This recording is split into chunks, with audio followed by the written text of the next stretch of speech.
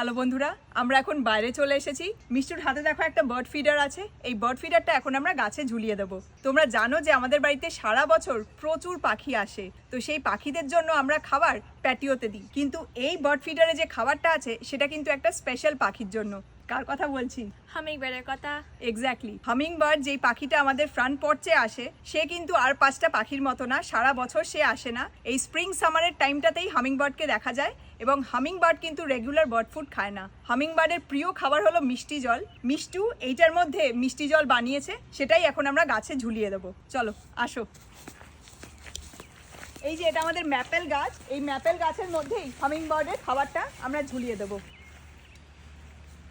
এই বার্ড ফিডারগুলো এমনভাবে তৈরি যে এই বার্ড ফিডারগুলো দেখলেই হামিংবার্ড এর কাছে চলে আসে এবং হামিংবার্ডের ঠোঁটটা কিন্তু ভীষণ চোখা লম্বা হয়। আর দেখো এখানে ফুল ফুল এই জিনিসগুলো করা আছে। হামিংবার্ড এসে এইখানে ঠোঁট ঢুকিয়ে তারপর মিষ্টি জলটা টেনে খেয়ে নেয়। প্রত্যেক বছর এই স্প্রিং সামারের টাইমে আমরা হামিংবার্ডের জন্য মিষ্টি জল বানিয়ে এই বার্ড ফিডারে করে এই ম্যাপেল গাছের মধ্যে ঝুলিয়ে দিই এবং তারপরে হামিংবার্ড এসে প্রত্যেক দিন এই বার্ড ফিডার থেকে মিষ্টি জল খায়। মোটামুটি 2.5-3 সপ্তাহ অন্তর অন্তর আমাদেরকে এই মিষ্টি জলটা রিফিল করতে হয়। তো সেটাই আজকে করে দিলাম। এখন চলো ভেতরে যাই। তোমরা দেখলে যে একটু আগে আমরা বাইরে গিয়ে আমাদের ম্যাপেল ট্রিতে বার্ড ফিডারে করে হামিংবার্ডের জন্য মিষ্টি জল ঝুলিয়ে রেখে এলাম, আর এরই মধ্যে হামিংবার্ড চলে এসেছে। পাখিগুলো এত ছোট যে ক্যামেরাতে ধরাই যায় না। আমাদের প্যাটিওতে যে পাখিগুলো আসে ওগুলো তাও ক্যামেরাতে ধরা যায়, কিন্তু এই পাখিগুলো এত ছোট আর এত চঞ্চল, নিমেষের মধ্যেই পুরুত করে উড়ে যায়। তো ওরা এসেছে, আমি আর কথা বাড়বো না, সবার আগে তোমাদের কয়েকটা হামিংবার্ড দেখিয়ে নিই ওরা কিভাবে মিষ্টি জল খাচ্ছে। ওই যে হামিংবার্ডটাকে দেখো, কি সুন্দর ঠোঁট ঢুকিয়ে মনের আনন্দে মিষ্টি জল খাচ্ছে। যেহেতু হামিংবার্ডদের ঠোঁট খুব সরু আর লম্বা হয়, তাই ওরা খুব সহজেই বার্ড ফিডারের ওই ফুলের মতো জায়গার থেকে মিষ্টি জল খেতে পারে। হামিংবার্ডদের মেটাবলিজম খুব হাই হয়। এই পাখিগুলো ছোট হলেও দেখতেই পাচ্ছ এরা ভীষণ ছটপটে, সারাক্ষণ তিরিং বিরিং করছে, আর তার জন্য ওদের প্রচুর এনার্জি দরকার হয়। আর সুইট ওয়াটার বা মিষ্টি জল হামিংবার্ডদের সেই এনার্জিটা দেয়। লাস্ট 3 বছর ধরে স্প্রিং সামারে প্রায় রোজই হামিংবার্ডরা এসে এই বার্ড ফিডার থেকে মিষ্টি জল খায়।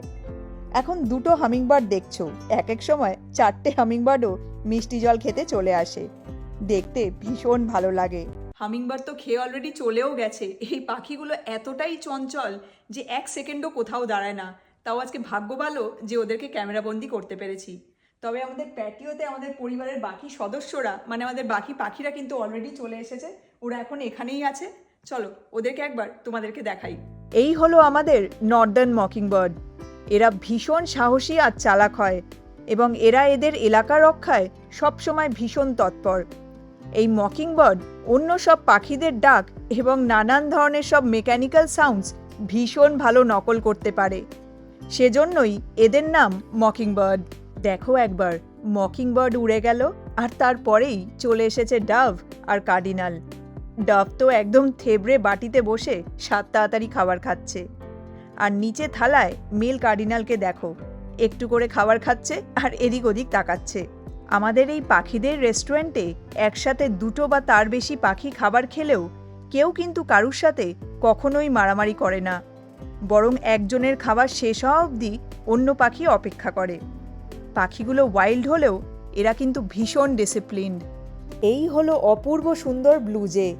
এরা দেখতে যেমন সুন্দর, তেমন এদের গলার স্বরও ভীষণ মধুর, তাই এদের সংবার্ডসও বলা হয়। এরা ভীষণ ইন্টেলিজেন্ট, তবে প্রচণ্ড চঞ্চল। নিচের জানলা দিয়ে একে কিছুতেই ক্যামেরাবন্দি করতে পারছিলাম না, তাই ওপরের জানলা দিয়ে একে তোমাদের দেখালাম। ওই দেখো, আমাদের 2 পুচকু মিষ্টি সদস্য চলে এসেছে। বাটির থেকে যে হলুদ পাখিটা খাবার খাচ্ছে ওর নাম আমেরিকান গোল্ডফিঞ্চ, আর থালার পাখিটা হলো ফিমেল প্রেয়ারি ওয়ার্বলার। 2টো পাখি ভীষণ সুন্দর দেখতে। আমরা পশু পাখি ভীষণ ভালোবাসি, আর রোজই কত ধরনের পাখি সকাল থেকে আমাদের প্যাটিওতে আসে, খায় দায়, খেলে, গান করে। দেখতে ভীষণ ভালো লাগে। বাড়িতে থাকলে এদের দেখতে দেখতেই কোথা দিয়ে যে সময় কেটে যায় টেরই পাই না। এ এক অদ্ভুত আনন্দ, পরম প্রাপ্তি, যা তোমাদের আমি ভাষায় প্রকাশ করে বোঝাতে পারবো না। এই আনন্দ টাকা পয়সা দিয়েও কখনোই পাওয়া যায় না। আমাদের এই ছোট বড় রং বেরঙের পাখিদের পরিবার দেখে তোমাদের কেমন লাগলো কমেন্ট করে অবশ্যই জানিও। তো যাই হোক, তোমরা সবাই খুব ভালো থেকো, সাবধানে থেকো। তোমাদের সাথে পরের মোমেন্টসে আবার কথা হবে। Take care, bye by.